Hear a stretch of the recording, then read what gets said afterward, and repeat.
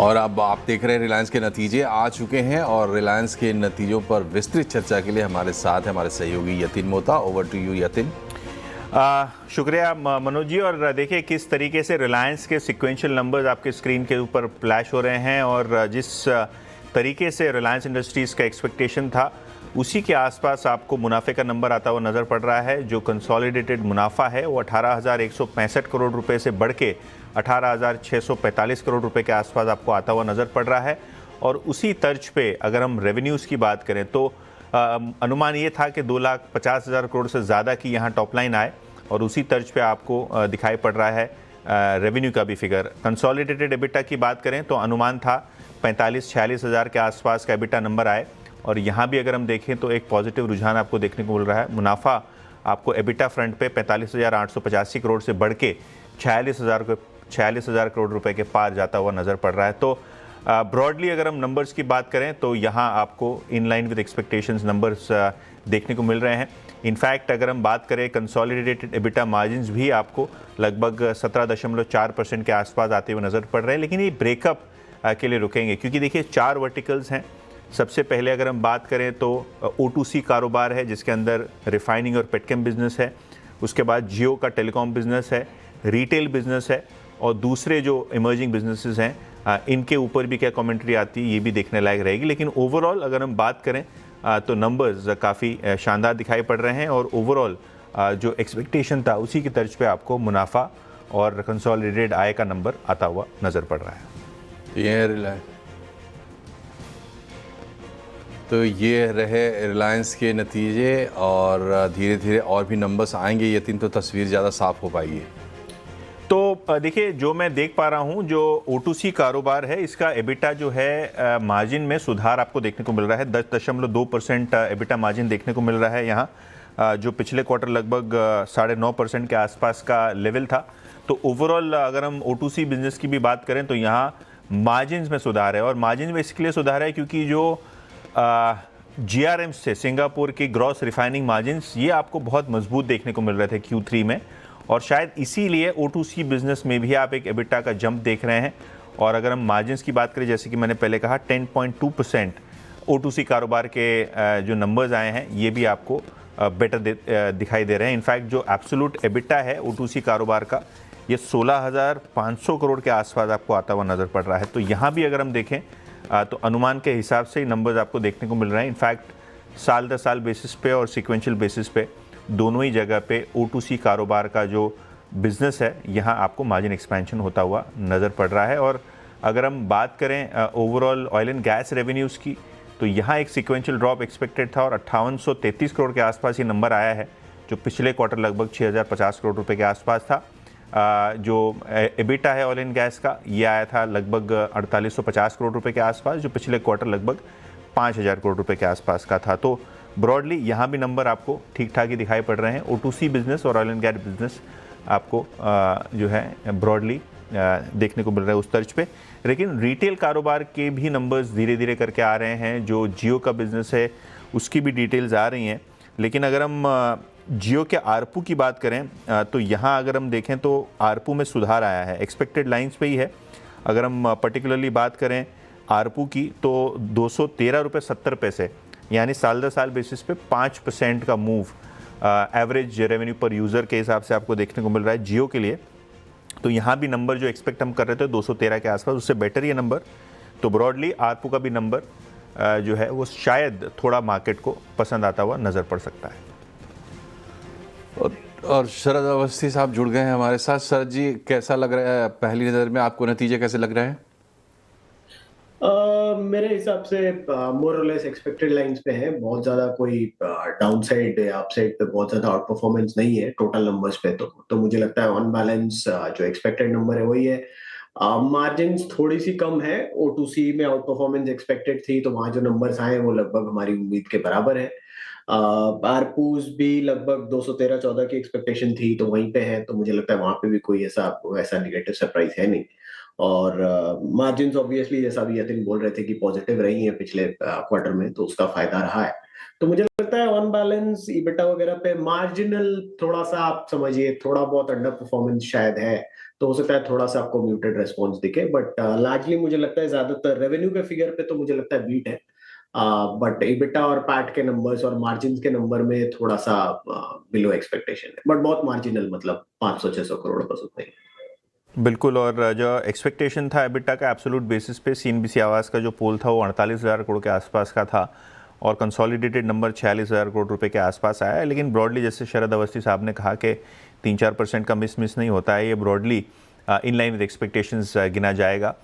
शरद जी, आपके लिए सवाल O2C बिजनेस पे एक्सपेक्टेड था कि ऑपरेटिंग परफॉर्मेंस काफ़ी शानदार है क्योंकि जो सिंगापुर GRMs थे वो काफ़ी शानदार थे, और अगर हम O2C बिजनेस के एबिटा की बात करें तो वो आया लगभग 16,500 करोड़ के आसपास, एक्सपेक्टेशन था करीब 16,000 करोड़ का, और साल दर साल सिक्वेंशली मार्जिन इंप्रूवमेंट भी आता हुआ नज़र पड़ रहा है आने वाले क्वार्टर्स में। और इस क्वार्टर में आपको लगता है ये O2C बिजनेस के वजह से ओवरऑल परफॉर्मेंस में सुधार आया है और आएगा भी, क्योंकि अभी भी अगर हम देखें तो सिंगापुर GRMs काफ़ी फर्म्ड हैं।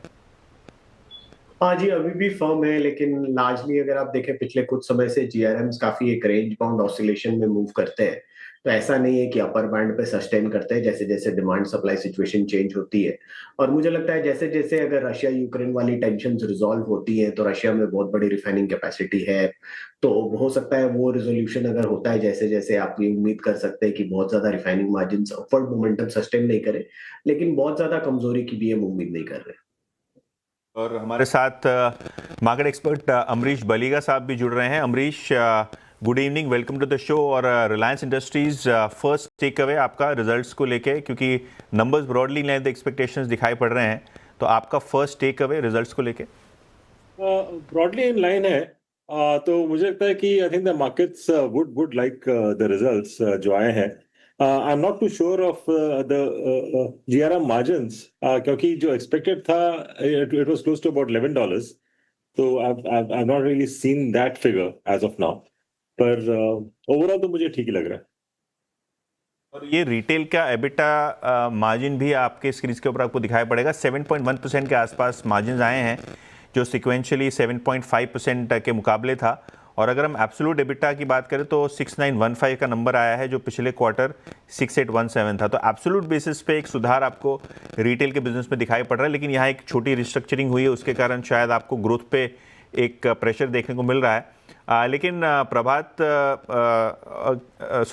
अवस्थी साहब की बात करें तो सर, अगर हम शरद जी बात करें तो रिटेल बिजनेस एक्सपेक्टेशंस था कि भाई थोड़ा परफॉर्मेंस ठीक ही रहेगा, क्विक कॉमर्स बिजनेस में थोड़े बहुत लॉसेज कंपनी कर रही है, लेकिन ओवरऑल अगर हम बात करें तो 6,900 करोड़ रुपए के आसपास का एबिटा आया है, और यही ब्रॉडली एक्सपेक्टेशन था। तो रिटेल बिजनेस का कोई आपका व्यू किस तरीके से यहाँ चीज़ें शेप अप होंगी?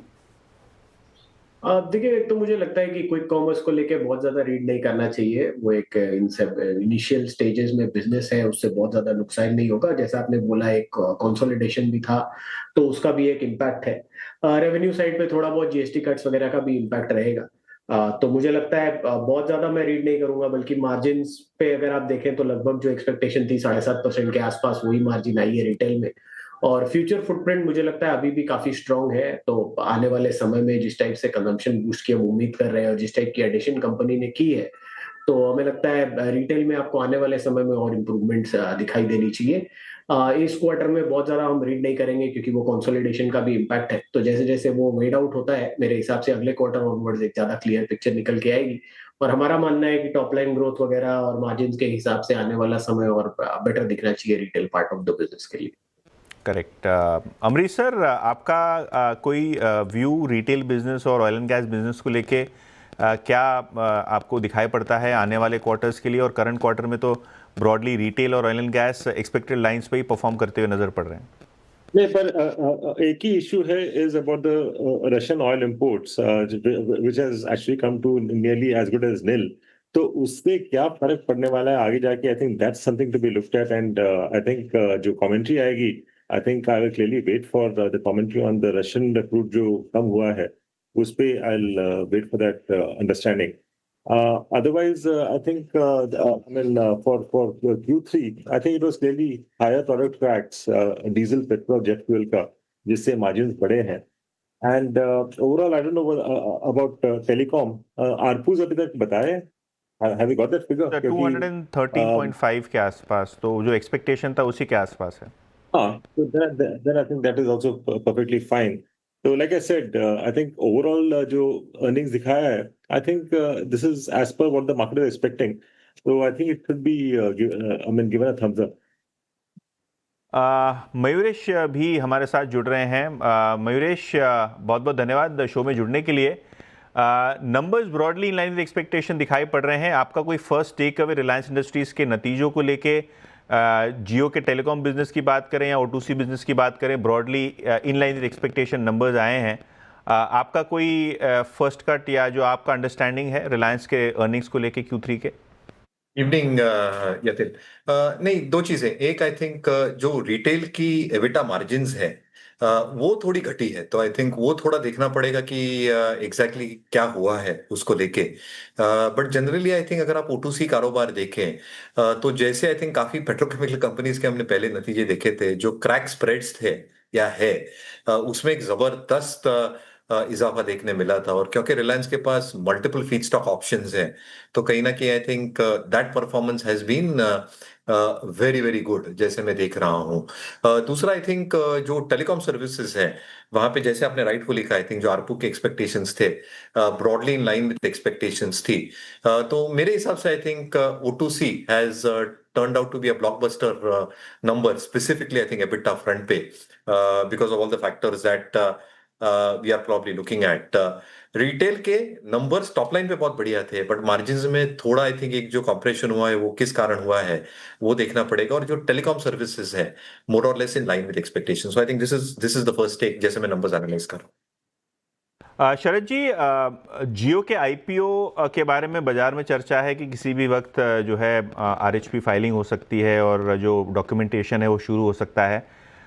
अनलॉकिंग की बात करें तो Q3 रिजल्ट्स तो आ गए हैं, जैसे कि अमरीश जी ने भी कहा कि जो क्रूड इंपोर्ट्स हैं, रिटेल बिजनेस है, वहाँ प्रोग्रेस देखेंगे आने वाले क्वार्टर्स में कैसी होती है, करंट क्वार्टर का भी ब्रेकअप देखेंगे। लेकिन जियो के IPO की अगर हम बात करें तो क्या ये एक सिग्निफिकेंट अनलॉकिंग की अपॉर्चुनिटी रहेगी शेयर होल्डर्स के लिए? क्या आपको लगता है कि रिजल्ट्स अपार्ट ये भी एक बड़ा ट्रिगर है मार्केट जो नियर टर्म में देख रहा है?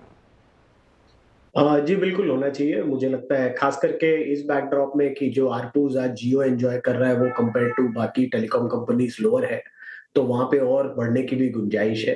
तो जैसे जैसे वो मोनेटाइजेशन का प्लान और क्लियर देते, हो सकता है आपको जस्ट IPO के टाइम पे उतनी बड़ी वैल्यू अनलॉकिंग नहीं दिखाई दे, लेकिन मुझे लगता है पोस्ट IPO जियो एक इंडिपेंडेंट एंटिटी की तरह जैसे आरपूस का इंप्रूवमेंट का पूरा ट्रैक रिकॉर्ड रिले करता है और लोगों को एक्सप्लेन करता है, तो मुझे लगता है वहां से फिर और री रेटिंग वहां से भी आ सकती है। तो प्राइमरी ये और जो रिन्यूएबल एनर्जी है वो बड़े ट्रिगर्स हो सकते हैं जो फर्दर री रेटिंग प्रोवाइड कर सकते हैं रिलायंस के लिए। और क्लियरली ये एक सेगमेंट है टेलीकॉम का जो फोकस में रहेगा। अमरीश जी, आरपूज एक्सपेक्टेशंस थोड़े बेहतर हैं, IPO की भी बातें चल रही हैं, और जिस तरीके से ओवरऑल जो टेलीकॉम बिजनेस प्लेस्ड है, एक टैरिफ हाइक की भी मार्केट वेट कर रहा है, क्योंकि वोडाफोन आइडिया के लिए एक राहत का पैकेज भी सरकार ले आई है। ओवरऑल इंडस्ट्री भी कह रही है कि अब जो है आरपू यहाँ से इम्प्रूव होने चाहिए, टैरिफ्स बढ़ने चाहिए। तो टेलीकॉम बिजनेस को लेके for the industry in particular आपका एक्सपेक्टेशन क्या है? कब तक ये टैरिफ हाइक हो सकता है और कब तक जियो का IPO आप एक्सपेक्ट कर रहे हैं? कब तक ये अनलॉकिंग की अपॉर्चुनिटी आपको दिखाई पड़ रही है? कितने क्वार्टर्स में ये काम हो जाना चाहिए? देखिए, मेरा जो एक्सपेक्टेशन है, आई थिंक जियो का जो अनलॉकिंग होगा, I think that should happen by September. और मुझे लगता है कि जो आरपूज हैं specially for Jio, I think we could be looking at figures of closer to about 250 possibly in the next 3 to 4 quarters, क्योंकि भारती का जो एक्सपेक्टेड आरपू है दैट्स क्लोजर टू अबाउट 275-300, तो उससे थोड़ा सा कम ही होता है जियो का। So that's one of the reasons I am saying could be closer to about 250। Mayuresh, जो ओवरऑल टेलीकॉम बिजनेस आप ट्रैक करते हैं, भारती, वोडाफोन और जियो, तो क्या आपको लगता है कि अब बहुत नियर टर्म में टैरिफ हाइक एक बड़ा ट्रिगर बनेगा? और आपके कोई इनिशियल कमेंट्स जियो के IPO को लेके, जियो की क्वार्टरली परफॉर्मेंस को लेके? नहीं तो एक बहुत पॉजिटिव संकेत देगा मार्केट को जियो का आईपीओ जब आएगा at whatever point of time, और एक बड़ी वैल्यू अनलॉकिंग होगी रिलायंस इंडस्ट्रीज के लिए। जैसे मैं नंबर्स देख रहा हूँ इनका, इनफैक्ट उनकी जस्ट प्रेस रिलीज अभी आई है, जो डेटा ट्रैफिक ग्रोथ है वहां पे एक सिग्निफिकेंट ग्रोथ है quarter on quarter, year on year. Obviously I think जो कस्टमर बेस है इनका अच्छा खासा बड़ा है, तो जो 5G सब्सक्राइबर्स है, they mentioned in their press release 250 million cross कर चुके हैं, fix broadband has cross 25 million. तो जैसे आई थिंक जो की पैरामीटर्स होते हैं टेलीकॉम स्पेस में, एक होता है सब्सक्राइबर मार्केट शेयर और दूसरा होता है रेवेन्यू मार्केट शेयर। तो जैसे सब्सक्राइबर मार्केट शेयर में एक स्थिरता देखी जा रही है, क्योंकि जो चर्न रेशियो था वो 1.8% था मंथली बेसिस पे, और नेट सब्सक्रिप्शन एडिशन लगभग 9 मिलियन के हुए हैं तिमाही के लिए। तो कहीं ना कहीं I think subscriber market share Reliance हो या भारती हो ये मेंटेन कर रही हैं।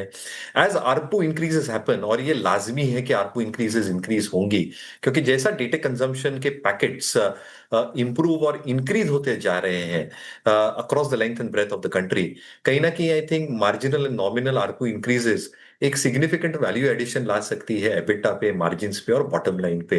Eight the same time I think जो रेवेन्यू मार्केट शेयर है इसको भी सस्टेनेबल बेसिस पे ग्रो कर सकती है। तो आई थिंक दोनों तरीके से I think 5G ecosystem, fix broadband और ये सारे पहलू along with expectations of ARPU increases जो nominal basis पे होते रहेंगे मेरे ओपिनियन में, आई think that will create a very strong balance sheet जो ऑलरेडी जियो के पास है कंपेयर टू अ भारती और a Vodafone Idea।